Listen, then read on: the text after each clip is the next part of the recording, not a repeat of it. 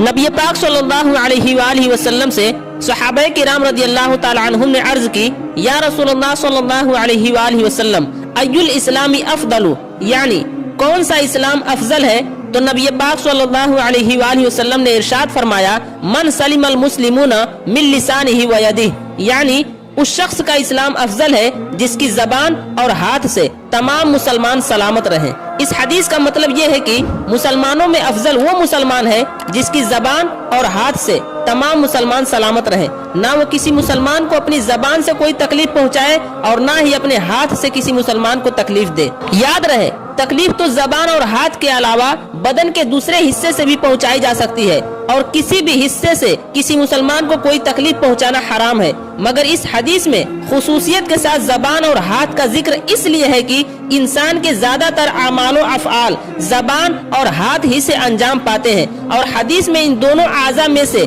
जबान का जिक्र पहले और हाथ का जिक्र बाद में इसलिए किया गया कि तकलीफ पहुंचाने के मामले में जबान का नंबर हाथ से भी आगे है, क्योंकि अव्वलन तो जबान से तकलीफ बहुत ही कसीर पहुंचाया जाता है और जबान से तकलीफ पहुंचाना आसान है। कौन नहीं जानता कि इंसान अपनी गालियों, बदगोइयों, गीबतों, चुगलियों और जबान से जुल्म और नाइंसाफी के अहकाम देकर एक मिनट में सैकड़ों तकलीफें पहुंचा देता है। फिर एक वजह ये भी है कि जबान की तकलीफ हाथ और दूसरे आज़ा की तकलीफों से बददर्जा बढ़कर है। किसी अरबी शायर ने इस बारे में क्या खूब कहा है, जिसका तर्जुमा है, यानी बर्छियों और भालों के जख्म तो भर कर अच्छे हो जाया करते हैं, मगर जबान के लगाए हुए जख्म कभी नहीं भरा करते, बल्कि वो हमेशा ताज़ा ही रहते हैं। फिर जबान की इज़ा और तकलीफ ऐसी है कि दूर वाले और नजदीक वाले सबको पहुंचाई जा सकती है, बरखिलाफ हाथ, पाँव वगैरह दीगर आज़ा के, कि इनसे सिर्फ उसी को तकलीफ पहुंचाई जा सकती है जो करीब हो। बहरकैफ इरशाद नबी सल्लल्लाहु अलैहि वसल्लम का मकसद ये है कि